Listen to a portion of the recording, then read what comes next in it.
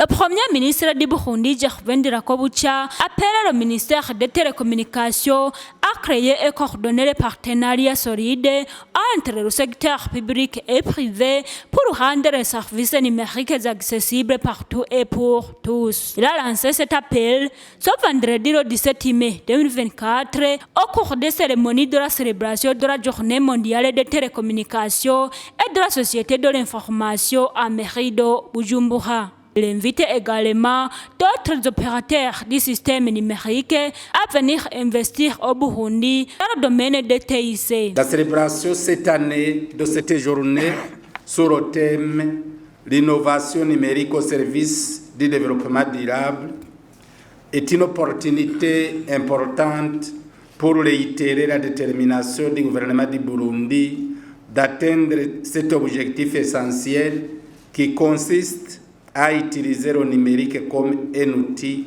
inclusif et un catalyseur pour concrétiser le plan national de développement et réaliser la vision Burundi, pays émergent en 2040 et développé en 2060. Que cette journée soit pour nous tous, ici présents, une occasion de faire une auto-évaluation pour connaître les progrès déjà réalisés dans le domaine des technologies de l'information et de la communication.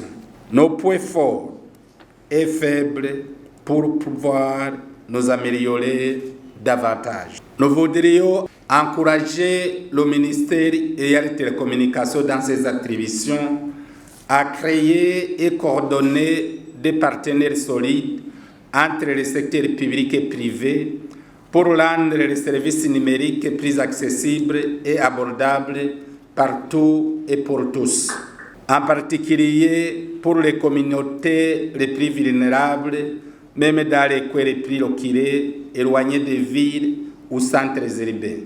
Ensemble, en travaillant main dans la main avec le secteur privé, les différents partenaires tant nationaux qu'internationaux, nous pouvons exploiter pleinement le potentiel du numérique pour bâtir un avenir meilleur et plus durable pour tous les Burundais. La pérennisation de l'innovation numérique ne peut être atteinte sans l'encadrement adéquat dans la régulation de l'écosystème numérique et la lutte contre la cybercriminalité. Ainsi, des actions doivent être menées pour stimuler les investissements dans le domaine des infrastructures et dans le développement du capital humain.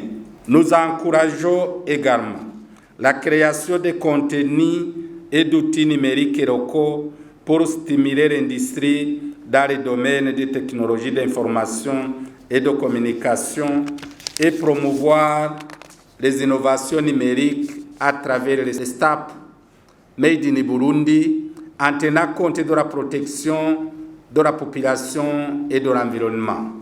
Profitant des opportunités qu'apporte la révolution et l'innovation numérique dans le développement durable de notre nation, notre pays doit entreprendre des mesures et pérenniser des réformes stratégiques pour faciliter l'accès aux services, dématérialiser et promouvoir la transparence tout en répondant aux besoins de toutes les couches sociales. Il est important de rappeler que le gouvernement du Burundi a déjà depuis quelques années commencé à investir dans les infrastructures numériques en se dotant notamment de la dorsale fibre optique BBS.